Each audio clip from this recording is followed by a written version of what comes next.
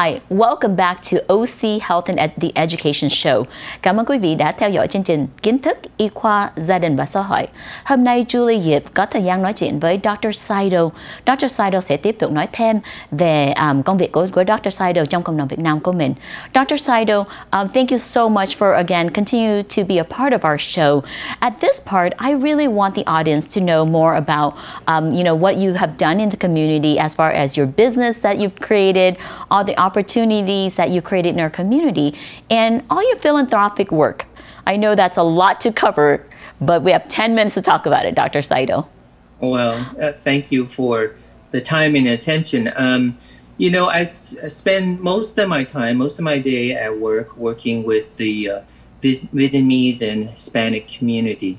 And one of my passion is, as you know, talking about sleep and sleep health. Yes. Unfortunately, by the time they come see me, they are already very sick. They already have heart disease, diabetes, blood pressure, kidney disease. These are chronic conditions that have been eroded over time. And then, the last frontier is sleep. And yes. Of course, as the sleeper, you're the last to know how bad it is. It's usually your bed partner. So I always ask people come with their bed partner and ask them about their snoring, whether or not they give the elbow sign, right? So, that is trying to roll the other person over. And in our community, because of our structure, the Asian face is very narrow and crowded. And so we don't fit the stereotype where people think, well, you're not fat, and so your risk of snoring is very low. In fact, it's opposite in our community. Because it's so common, we think it's normal. But by the time we check and we realize it's not normal, you're not getting enough sleep and you're not getting enough oxygen while you're sleeping. So the term that I use is called toxic sleep. So I spend most of my time educating, our community about toxic sleep. You don't know until you look. And sometimes, older people are kind of set in their ways and they yes. don't quite believe it. So we use data and evidence. So we measure the oxygen level and then we can demonstrate to the patient or our clients, what is happening. And other times it's almost like a eureka moment for them where they knew it. They knew it all along. They just didn't have a place to communicate that concern. So I feel that there is a big gap in the community in terms of understanding the sleep health. So most of my work in the community is really advocacy for looking and being aware. So every chance I get, we talk about sleep in the various community. I know I've worked with you with OC autism yes. and we understand our brain does not function very well if we don't have the restorative sleep. And so if you have a autistic spectrum disorder, sleep is that much more important in terms of your daytime learning and functioning. And when you have learned something, and if you don't sleep well, this has been studied, you can't integrate that task and your brain can't wire the way it should. So Dr. Saito, it sounds like you have so much passion. So you're working with children, you're working with adults, you're working with the Vietnamese community and the Latino community.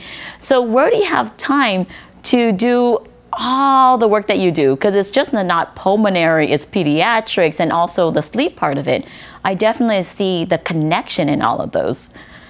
So thưa quý vị, Dr. Saito mới chia sẻ với chúng mình là Dr. Saito rất thương mến cộng đồng Việt Nam của mình, với cũng vẫn giúp gia đình mà của Latino. Luôn luôn bác sĩ Dr. Saito là chú ý về là education, là hướng dẫn cho gia đình, mọi gia đình hiểu cái cái importance của mình phải ngủ. Luôn luôn mình quên ngủ, tại chừng nào mình không có ngủ thì không có đủ ngủ nào đúng lúc á, thì có thể mình sẽ call snore tối khuya. Lúc mà mình làm vậy đó thì có thể ảnh hưởng cái tim của mình, cái máu của mình, đủ thứ hết. Rất có nhiều chứng bệnh nó ảnh hưởng về lúc mà mình không có ngủ được. Nói thêm nữa đó là Dr. Saito nhắc nhở đó là gia đình nào mà có trẻ em khuyết tật, giống như autism, bệnh tự kỷ, thì có thể gia đình đó không có ngủ được. Tại nhiều đứa trẻ mà có khuyết tật giống như tự kỷ, có thể nó không có ngủ, chừng nào thì trẻ em không có ngủ thì bố mẹ cũng không có thời gian ngủ luôn. Thì mình thấy là nó sẽ ảnh hưởng rất nhiều người. Dr. Saito, I just wanted to share with the audience because you have such a wealth of information, but it was so important for us to remind our community that if a child in a disability family doesn't sleep, then the families won't have that luxury also. And I know that there's so many things that you want to remind the family, but what is the main importance of your clinic? What is that one focus or that pivotal part that we want to remind our audience today? There's so many things, when we take care of our patients, we have to have the time to understand their particular situation, their living environment. And this will be very important in terms of, when we're dealing with a pandemic and COVID. I know we'll talk about that later. But, when we care for our patient, we're just not treating a condition. We're not treating, a pain. We're not treating a cough. We're treating a person. And so we really want to take the time to know what that person's health and illness are and how they're able to understand and process and take care of themselves. Yes. And, one of my concerns is, I see some of our senior citizens, they come and they're on multiple sleep medications. Yes. In the amount that it would knock out a giant football player. And I see this little lady on these medications, and I am just so shocked. But it's one of those things that is occurring in the community that may be causing erosion in their health, and they think it's helping them sleep, but the sleep is actually more toxic. So I spend the time to unravel. Of course, I always have help. Most of my staff, I have a physician assistant, a respiratory therapist who are Vietnamese. So they're terrific in terms of engaging and learning and making our patients feel comfortable. Well, thank you, Dr. Saito, for having that approach, because what I'm hearing is toxic sleep. And a lot of times people forget what that is, or maybe not know what that is.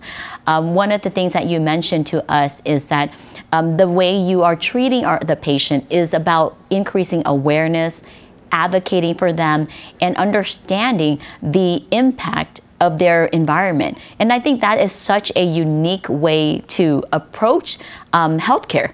And so I commend you for that, Dr. Saito. Cảm ơn quý vị đã theo dõi chương trình Little Saigon TV. Hôm nay, Julie Diep có thời gian nói chuyện với Dr. Saito. Dr. Saito là một người bác sĩ chuyên về pulmonology, về cái bộc phổi của mình cho mình thở được. Quan trọng đó với về ngủ luôn. Một cái phần mà Dr. Saito, cái cách mà Dr. Saito giúp bệnh nhân là không phải là chữa bệnh không, hay phải cho thuốc không để cho bệnh nhân ngủ. Mà Dr. Saito nói một cái gì mà quan trọng nhất là một cái term là toxic sleep, là lúc mà mình ngủ đó, cái đó là có nguy hiểm không, hay mình có đủ ngủ để cho gia đình không, thì mình thấy đó là rất là quan trọng. Sau phần quảng cáo, Julie sẽ nói thêm với Dr. Saito cho mình tìm hiểu được cái cách chữa trị cho cái của Dr. Saito về làm sao ảnh hưởng gia đình trong mùa Covid. Cảm ơn quý vị đã theo dõi chương trình Kiến thức y khoa gia đình và xã hội. Chúng tôi sẽ tiếp tục sau phần quảng cáo.